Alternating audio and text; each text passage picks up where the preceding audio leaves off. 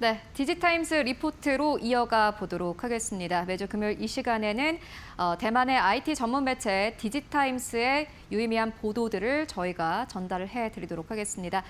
특히나 국내에서는 쉽게 접하지 못하는 정보들 저희가 속속 뽑아서 전달을 해드릴 텐데요. 오늘 첫 번째 뉴스부터 바로 만나보도록 하겠습니다.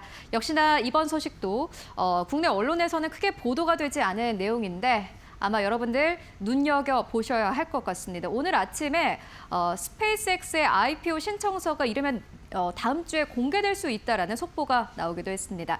스페이스X 관련주 잘 보셔야 될 것 같은데 디지타임스에서는 이렇게 보도를 했습니다. 하나세미텍이 스페이스X와 연계된 칩 생산용 FOA PLP 장비를 공급할 수 있다라는 보도를 내놓았습니다. 먼저 첫 번째 뉴스부터 함께 만나보시죠. 이렇게 이야기를 합니다. 하나의 F5 PLP 본딩 장비 스페이스X용 네트워크 칩 생산에 사용될 것으로 예상된다라고 이야기를 합니다. Are expected to be used in production of networking chips for SpaceX라고 표현을 했는데요. F5 PLP 본딩 장비는 사실 굉장히 중요합니다. 특히나 스페이스X와 같은 이렇게 위성 장비와 관련해서는 굉장히 유의미한 그러한 장비이기도 합니다. 이어서 두 번째 문장 만나보시죠. AI 반도체 경쟁 후공정 중심으로 지금 경쟁이 이동하고 있고 TC본더 F5 PLP 등 첨단 패키징 장비가 산업 성장의 핵심으로 부상 중이다라고 디지타임스는 논평을 했습니다. 이 부분은 굉장히 중요합니다. 지금까지는 미세한 공정이 굉장히 중요했었는데 이제는 후공정 중심으로 기술의 판도가 좀 변화하고 있다라고 설명을 합니다. 마지막 문장을 통해서 왜 그런지 조금 더 자세하게 만나보도록 하겠습니다. 하나세미텍의 적외도 위성통신 진출은 위성 AI 반도체 수요 급증 상황에서 전략적으로 중요한 의미가 있다라고 설명을 합니다. 특히나 적외도 위성통신 같은 경우에는요, 이 시장 자체가 굉장히 중요합니다. 스페이스X와 같이 적외도 위성통신은 우주에 적외도의 위성을 한 1000개 정도 쏩니다. 그렇다면은 결국에는 그 안에 들어가는 AI 칩 그리고 그 안에 들어가는 장비 자체가 굉장히 많아진다라는 의미이기도 한데요. 하나세미텍이 이 시장에서 선도주자가 된다면은 아마 이 1000개의 위성을 쏘아 올릴 때 거기에 모두 이 장비를 납품할 수 있겠죠. 그만큼 기대감이 커지는 이유이기도 합니다. 이어서 관련 종목들 함께 만나보도록 하겠습니다. 하나세미텍의 지분 100%를 가지고 있는 한화비전입니다. 사실 지금까지는 시장에서 크게 주목을 받지 못했는데 다시 한번 기대감을 가질 수 있지 않을까 하는 생각이 듭니다. 어제 시장에선 3%의 하락으로 거래 마감했습니다. 78,200원대에서 거래 마감했고요. 하나 관련주들 사실 시장에서는 굉장히 긍정적인 평가를 내리고 있습니다. 이제는 그 하나 관련주도 관련된 종목들이 조금 더 수혜를 받을 가능성이 확대될 수 있다라는 기대감을 가져보셔야겠습니다. 하나솔루션 어제 10% 넘게 급등했고요. 하나시스템 6% 가깝게. 무엇보다 한화를 또 잘 보셔야 될 것 같은데 한화의 경우에는 3%대 상승 나왔습니다. 145,200원대. 그리고 하나에어로스페이스 1.5%대 상승하면서 거래 마감했습니다. 한화그룹주가 스페이스X 관련주로 다시 한번 부상할 수 있을지 디지타임스의 보도 함께 만나보고 왔습니다. 네, 이어서 두 번째 뉴스 함께 만나보시죠. 네, 두 번째 뉴스도 역시나 마찬가지로 굉장히 중요한 뉴스입니다. 테슬라의 AI5와 관련해서 삼성전기와 LG이노텍의 경쟁이 심화되고 있다라는 보도였는데요. 바로 관련 내용 열어보도록 하겠습니다. 먼저 첫 번째 문장입니다. 저희가 다 디지타임스 보도에 가지고 온 원문을 바탕으로 했습니다. 삼성전기는 현재 대만 업체들과 함께 holds a major share이라고 표현을 합니다. 테슬라 AI4 공급망에서 중요한 점유율을 차지하고 있다라고 설명을 합니다. 맞습니다. 삼성전기는요, 테슬라의 굉장히 중요한 고객사입니다. 그런데 이제 경쟁자가 등장을 했습니다. 어떠한 기업일까요? 다음 문장 만나보시죠. LG이노텍이 AI4 공급망 진입을 발판 삼아서 차세대 AI5 플랫폼 대형 수주를 시도하고 있다라고 설명을 합니다. 지금까지는 삼성전기가 여기에 주요 고객사였는데 이제 보시다시피 LG이노텍도 테슬라에 발을 담그려고 하고 있다라고 보도를 했습니다. 세 번째 이 문장 만나보시죠. 그런데 이게 중요한 이유가 있습니다. AI5는요. 3나노, 2나노 공정을 채택할 예정이고요.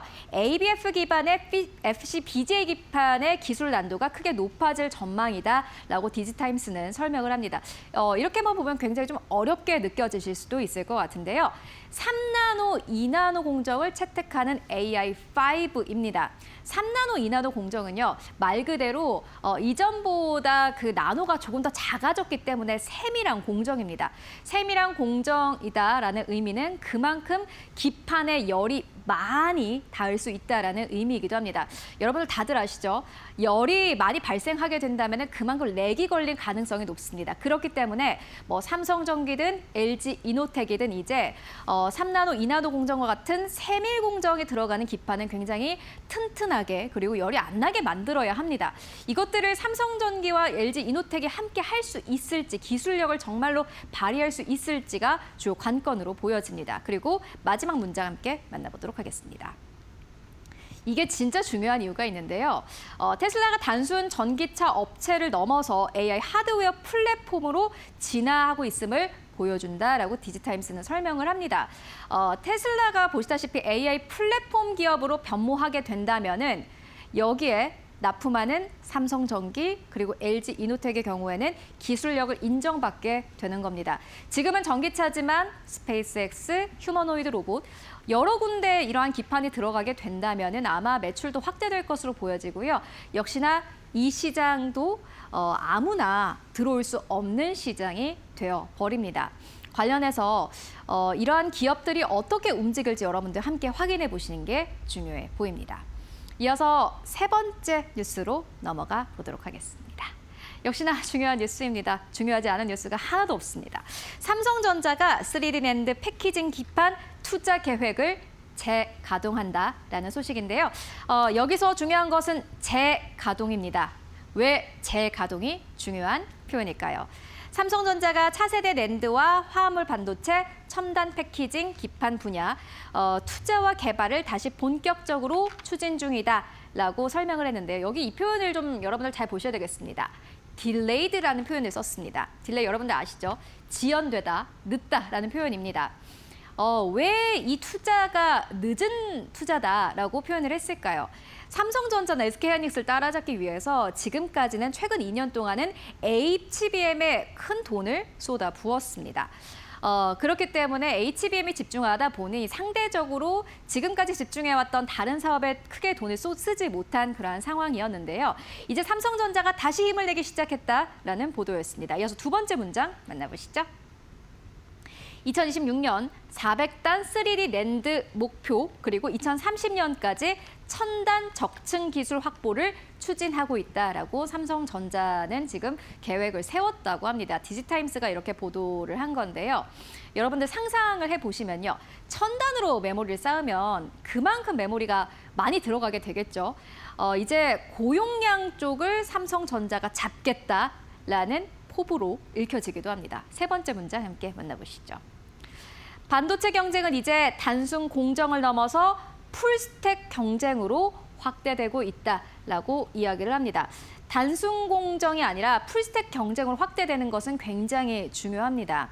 중요한 이유가 무엇일까요? 마지막 문장을 통해서 저희 함께 정리해보고 가도록 하겠습니다.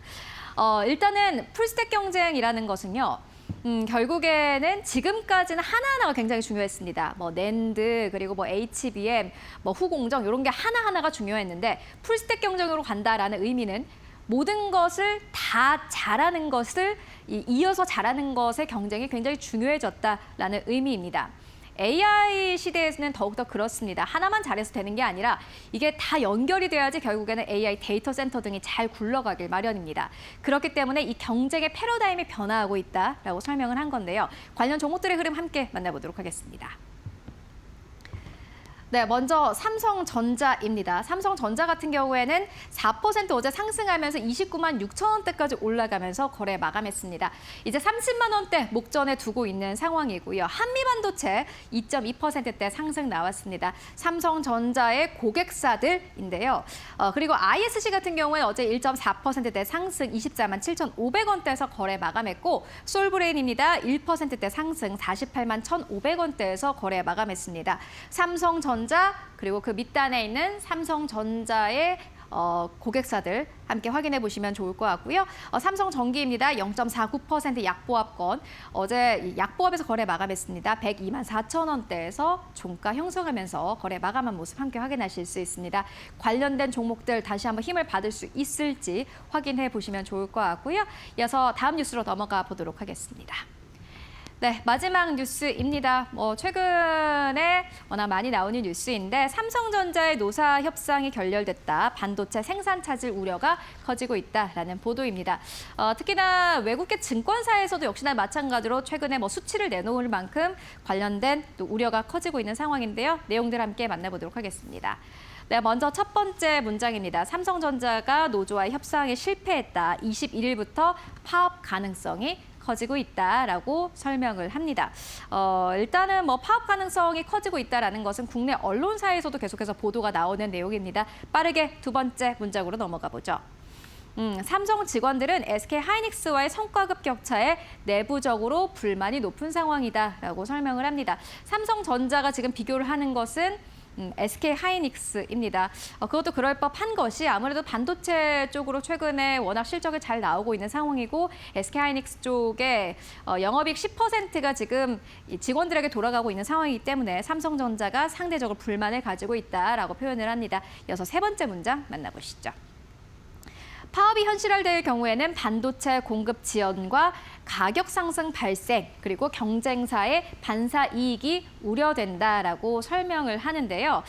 일단 반도체 공급 지연 당연히 지금 문제가 되고 있고요. 가격 상승에 대한 기대감, 현재 우려감도 나오고 있습니다.